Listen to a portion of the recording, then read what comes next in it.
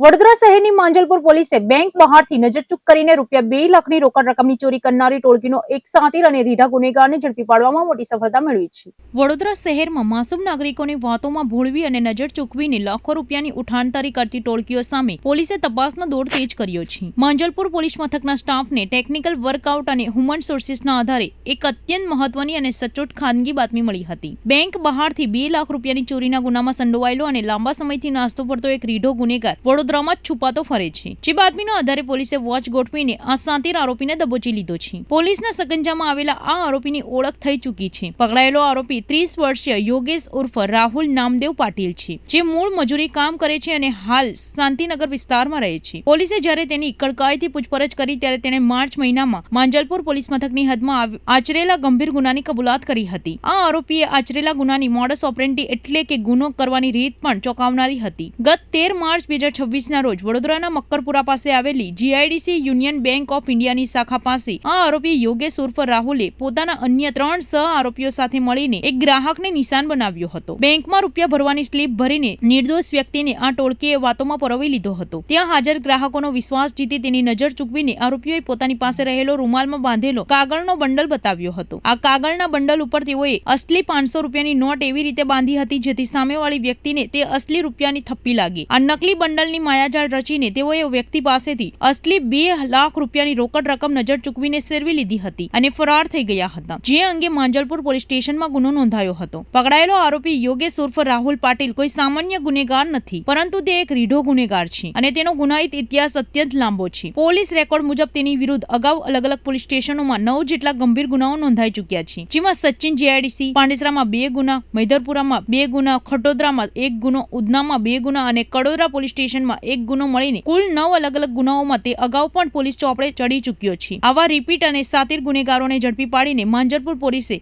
પ્રશંસનીય કામગીરી કરી છે। હાલમાં પોલીસે આરોપી સામે કાયદેસરની કાર્યવાહી હાથ ધરીને જેલ ભેગો કર્યો છે અને આ ગુનામાં સંડોવાયેલા તેના અન્ય સહ આરોપીઓ સુધી પહોંચવા માટે તેમજ ચોરી થયેલી રકમ રિકવર કરવા માટે આગળની પૂછપરછ અને તપાસ તેજ કરી છે।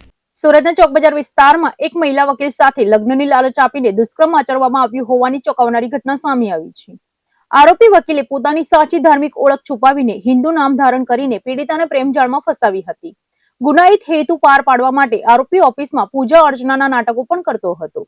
આ મામલે પોલીસે ગુનો નોંધીને ઉચ્ચ સ્તરીય તપાસ હાથ ધરી છે। સુરત શહેરમાં ધર્મ છુપાવીને યુવતીઓ કે મહિલાઓને જાળમાં ફસાવી લેવાનું વધુ એક શરમજનક ઘટના પ્રકાશમાં આવી છે। ચોકબજાર પોલીસ મથકની હદમાં એક વ્યવસાયે વકીલ એવી મહિલા સાથે વિશ્વાસઘાત અને શારીરિક શોષણનો મામલો સામે આવતા કાયદાકીય આલમ સહિત સમગ્ર શહેરમાં ચકચાર મચી ગઈ છે। મળતી માહિતી અનુસાર આરોપી વકીલનું સાચું નામ રહીમ હોવા છતાં તેણે મહિલા વકીલ સામે પોતાની ઓળખ રોહન તરીકે આપી હતી। પોતાની આ ઓફિસમાં પણ તેને તમામ સહકર્મીઓ અને અશીલો સમક્ષ રોહન નામથી જ કામ કરતો હતો, જેથી કોઈને પણ તેની સાચી ઓળખ પર શંકા ન જાય। આરોપી રહીમે પીડિતાને પોતાની પ્રેમ જાળમાં ફસાવવા માટે તમામ હદો વટાવી દીધી હતી। મહિલા વકીલનો ભરોસો જીતવા અને કુરકુમ આચરવાના બદ ઇરાદાથી તે ઓફિસમાં ગણપતિ પૂજા તેમજ સત્યનારાયણ ભગવાનની પૂજાના પ્રાખંડ પણ કરતો હતો। ભોળી મહિલા આ ધાર્મિક નાટકો પાછળ છુપાયેલા આરોપીના અસલી ચહેરાને ઓળખી શકી ન હતી। ત્યારબાદ આરોપીએ મહિલાને લગ્ન કરવાની અવારનવાર લાલચ આપી તેની સાથે સતત દુષ્કર્મ આચર્યું હતું। પોતાનો સ્વાર્થ પૂરો થઈ ગયા બાદ નરાધમે મહિલાને તરછોડી દીધી હતી અને લગ્ન કરવાનો સાફ ઇનકાર કરી દીધો હતો। પીડિતાને આંચકોલ ત્યારે લાગ્યો જ્યારે તપાસ કરતા બહાર આવ્યું કે આરોપી રહીમે અન્ય એક મુસ્લિમ યુવતી સાથે લગ્ન પણ કરી લીધા છે। પોતાની સાથે થયેલા ગંભીર અન્યાય અને છેતરપિંડી મામલે અંતે પીડિતાએ ન્યાયની ગુહાર લગાવી હતી। આ હાઈ પ્રોફાઇલ કેસની ગંભીરતાને જોતા સુરત પોલીસના ઉચ્ચ અધિકારીઓ દ્વારા કાયદેસરની કડક કલમો હેઠળ ગુનો નોંધીને આરોપી વકીલ સામે કાયદાનો સકંજો કસવા માટે ચક્ક ગતિમાન કરવામાં આવ્યા છે। લલિતાબેન કાંજીભાઈ સોસા કરીને એક બેન છે, એડવોકેટ છે, વ્યવસાય અને 34 વર્ષની ઉંમરના છે અને એ રહીમ મુસ્લિમ નામના એક જે આ કામના આરોપી સાથે એ 2018ની સાલથી સંપર્કમાં આવેલ અને એ આરોપી પોતે પણ વ્યવસાય એડવોકેટ છે, એની સાથે સંપર્કમાં આવેલ અને બંને સાથે જ તે એડવોકેટની ઓફિસ ચાલુ કરેલ અને એ ઘણા વર્ષો સુધી એ લોકોએ ઓફિસ સાથે ચલાવી અને સાથે પ્રેક્ટિસ કરી। એ દરમિયાન મેં એ લોકોને પ્રેમ સંબંધ થઈ ગયેલો અને પ્રેમ સંબંધ દરમિયાન એ લોકો પતિ પત્નીની જેમ સાથે રહેવા લાગેલા, પરંતુ છોકરાએ અન્ય બીજી છોકરી સાથે લગ્ન કરી લીધેલા અને બેનને લગ્નનો વાયદો અને પાકો ભરોસો આપીને એની સાથે લગ્ન નહીં કરતા છોકરાની વિરુદ્ધમાં બળાત્કાર તેમજ અન્ય કલમો હેઠળ પ્રેરિત કરેલ છે। 2027ની ગુજરાત વિધાનસભા ચૂંટણીને આડે હવે ગણતરીનો સમય બાકી રહ્યો છે, ત્યારે કોંગ્રેસ પક્ષ અત્યારથી જ એક્શન મોડમાં આવી ગયું છે.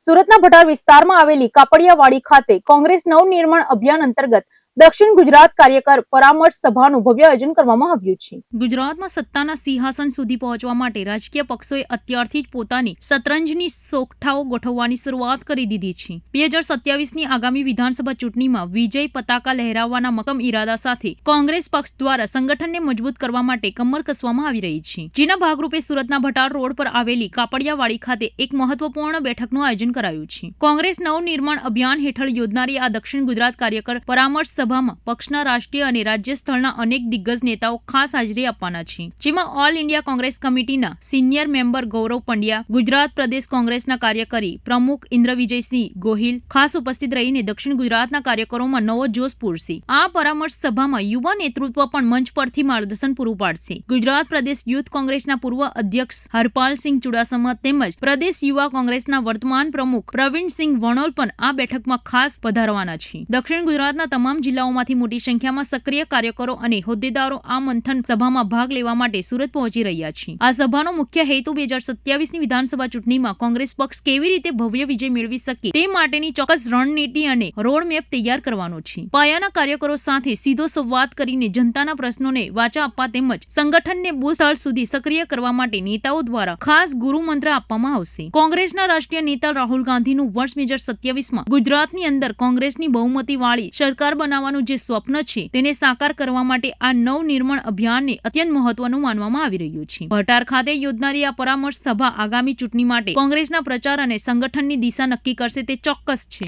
આ બાબત હાઈકમાન્ડના ધ્યાન ઉપર લાવીને એનું ચોક્કસ નિરાકરણ લાવી શકાશે. ભાઈ મકસૂદ મિર્જાને પણ હું છેલ્લા 25 વર્ષથી NSYના માધ્યમથી કાર્ય કરતા હતા ત્યારથી પરિચિત છું. જીવનના બહુમૂલ્ય વર્ષો પણ કોંગ્રેસ પાર્ટી માટે એમણે આપેલા છે. ત્યારે પરિવારની અંદર કોઈ પણ વિષય હોય તો એને ચર્ચા કરીને ચોક્કસ સોર્ટ આઉટ કરી શકાતો હોય છે. આ કોંગ્રેસ નવનિર્માણ અભિયાનની જરૂર શું છે?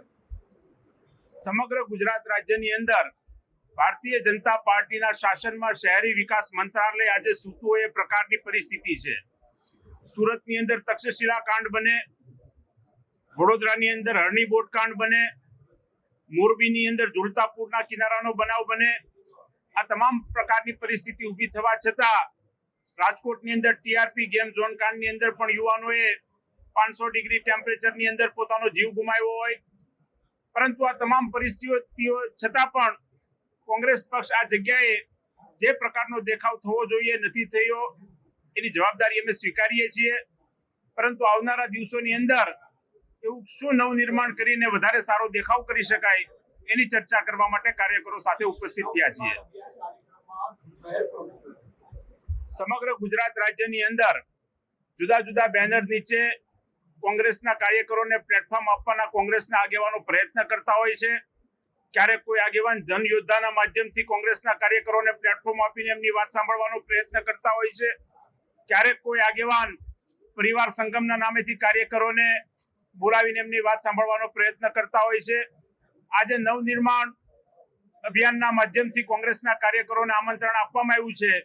જે કોઈ કાર્યકરો અહીંયા ઉપસ્થિત છે, ઘણી મોટી સંખ્યામાં, વિશાળ સંખ્યામાં તમામે તમામ દક્ષિણ ગુજરાતમાંથી 35 વિધાનસભામાંથી કોંગ્રેસ પક્ષના અગત્યના આગેવાનો આવ્યા છે. સૌનું અમે સ્વાગત કરીએ છીએ અને જે નથી આવ્યા, જે સાથે નથી, એમને પણ સાથે લાવવાનો પ્રયત્ન કરશું. સુરતના લાલગેટ પોલીસ સ્ટેશન વિસ્તારમાં બનેલી ચકચારી લૂંટ વિથ મર્ડરના ગુનામાં એક મોટી સફળતા મળી છે. જેલમાં સજા કાપી રહેલો અને પેરોલ રજા પર છૂટ્યા બાદ ફરાર થઈ ગયેલો પાકા કામનો કેદી ઉત્તર પ્રદેશથી ઝડપાયો છે. સુરત શહેરમાં ગંભીર ગુનાઓ આચરીને કાયદાના સિકંજાથી બચવા માટે અન્ય રાજ્યોમાં આશરો લેતા રીઢા ગુનેગારો સામે પોલીસે એક વિશેષ અને સઘન અભિયાન છેડ્યું છે, જે અંતર્ગત LCB ઝોન 3ની ટીમને એક મોટી આંતરરાજ્ય સફળતા સાંપડી છે. સુરતના લાલગેટ પોલીસ મથકની હદમાં અગાઉ બનેલા ચકચારી અને સનસનાટી ભર્યા લૂંટ સાથે હત્યાના ગંભીર ગુનામાં જેલમાં બંધ એક કાચા પાકા કામનો કેદી પેરોલ અથવા ફરલો રજા મંજૂર કરાવીને જેલમાંથી બહાર આવ્યો હતો. પરંતુ રજાની મુદ્દત પૂરી થવા છતાં તે સમયસર જેલમાં હાજર થવાને બદલે પોલીસ પોલીસને હાથતાળી આપી ફરાર થઈ ગયો હતો. આ રીઢા ગુનેગારને પકડવા માટે એલસીબી ઝોન 3ની વિશેષ ટીમો દ્વારા આધુનિક પદ્ધતિઓ અપનાવવામાં આવી હતી. આરોપીનું ડિજિટલ પ્રોફાઇલિંગ કરી તેના જૂના રેકોર્ડ્સ ખંખારવામાં આવ્યા હતા. ત્યારબાદ તેના સંભવિત લોકેશન પર ટેકનિકલ એનાલિસિસ અને સાયબર સેલની મદદથી સતત વોચ રાખવામાં આવી હતી. આ દરમિયાન પોલીસને પાક્કી અને સચોટ બાતમી મળી હતી કે આરોપી ઉત્તર પ્રદેશમાં છુપાયેલો છે. મળેલી ચોક્કસ કડીઓના આધારે એલસીબીની એક સ્પેશિયલ ટીમ તાત્કાલિક ઉત્તર પ્રદેશ જવા રવાના થઈ હતી. પોલીસે સ્થાનિક સોર્સની મદદથી ઉત્તર પ્રદેશના સંત કબીરનગર જિલ્લાના ખલીલાબાદ ખાતે સ્થાનિક પોલીસને સાથે રાખીને એક વ્યૂહાત્મક દરોડો પાડ્યો હતો. આ ઓપરેશન દરમિયાન લાંબા સમયથી કાયદાથી બચવા માટે રાજ્ય બહાર નાસી ગયેલા આ ખૂન અને લૂંટના આરોપીને આબાદ રીતે ઝડપી પાડવામાં આવ્યો હતો. ગુજરાતથી સેંકડો કિલોમીટર દૂર ઉત્તર પ્રદેશના અંતરિયાળ વિસ્તારમાંથી આ ગંભીર ગુનાના આરોપીને દબોચી લાવવો એ સુરત પોલીસની ગુના શોધક શાખા માટે એક ખૂબ મોટી સિદ્ધિ માનવામાં આવી રહી છે. હાલમાં એલસીબી ઝોન 3ની ટીમ આરોપીને કાયદેસરની પ્રક્રિયા પૂર્ણ કરી સુરત લાવી રહી છે, જ્યાં તેને આગળની જેલ કસ્ટડી સોંપવા માટે લાલગેટ પોલીસ મથકે સુપરત કરવાની તજવીજ હાથ ધરવામાં આવી છે. સુરત શહેરમાં વસ્તી ગણતરીની સત્તાવાર કામગીરીનો પ્રારંભ થઈ ચૂક્યો છે.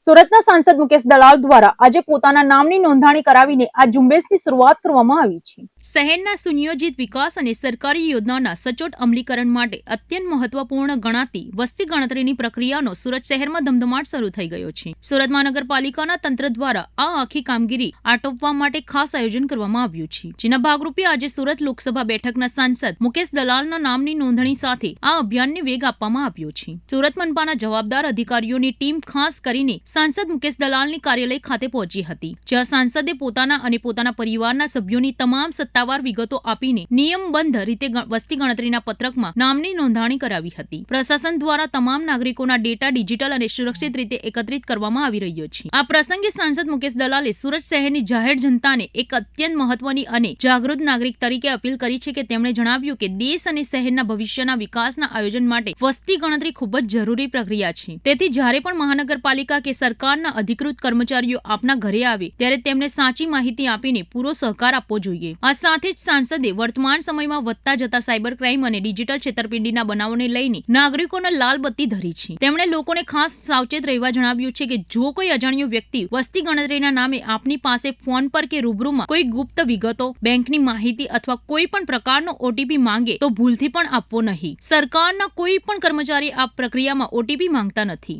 સુરતની સાણી જનતા અફવાઓથી દૂર રહીને તંત્રની આ સત્તાવાર કામગીરીમાં જોડાય અને ઓટીપી શેર ન કરીને સાયબર ગઠિયાઓથી સાવચેત રહે તે માટે લોક જાગૃતિ લાવવાનો આ એક ત્યોત પ્રયાસ છે. સાંસદની આ પ્રેરણાદાયી શરૂઆત બાદ આગામી દિવસોમાં સમગ્ર શહેરમાં વસ્તી ગણતરીની કામગીરી વધુ ઝડપી બનશે. તારીખ 17 મેથી તારીખ 31 મે દરમિયાન ભારત સરકાર દ્વારા એક અતિ મહત્વના કાર્યક્રમ વસ્તી ગણતરીની શરૂઆત થઈ રહી છે. આજે મેં મારી અને મારા કુટુંબની વસ્તી ગણતરી પૂર્ણ કરી છે. વસ્તી ગણતરીના આધાર પર ભારત સરકાર અને રાજ્ય સરકાર લોકહિતની જે યોજનાઓ છે, શિક્ષણ અંગેના નિર્ણયો, આવાસ અંગેના નિર્ણયો, આરોગ્ય વિષયક યોજનાઓ, અનેક પ્રકારની યોજનાઓ આ માહિતીના આધાર પર બનતી હોય છે. મારી સુરત શહેરના સૌ નાગરિકજનોને અપીલ છે કે આપ આ વસ્તી ગણતરીના કાર્યક્રમમાં આપ સાથ સહયોગ કરો ને આપના દ્વારે જ્યારે વસ્તી ગણતરીની ટીમ આવે છે ત્યારે તે લોકોને સાચી અને સચોટ માહિતી આપી રાષ્ટ્ર નિર્માણના કાર્યક્રમમાં આપ સહયોગ કરો. આ પ્રક્રિયા દરમિયાન આપના મોબાઈલ પર જે પણ કોઈ ઓટીપી આવે છે તે આપે કદી પણ કોઈને શેર કરવાનો રહેતો નથી. ઉપરાંત અગર આપ જો ઓનલાઈન ફોર્મ ભરો છો તો એમાં જો ધારો કે કોઈ ક્ષતિ રહી જાય છે તો તેમાં પણ ચિંતા કરવાની આવશ્યકતા નથી, એ સુધરી શકે છે. આથી મારી સુરત શહેરના સૌ નાગરિકજનોને અપીલ છે કે આપ આ વસ્તી ગણતરીના અતિ મહત્ત્વના કાર્યક્રમમાં સાથ સહયોગ કરો. ક્યાં તો પ્રત્યક્ષ ટીમમાં ત્યાં ફોર્મ ભરો અથવા આપનું ફોર્મ ઓનલાઈન ભરીને રાષ્ટ્ર નિર્માણના કાર્યક્રમમાં આપનો સહયોગ કરો.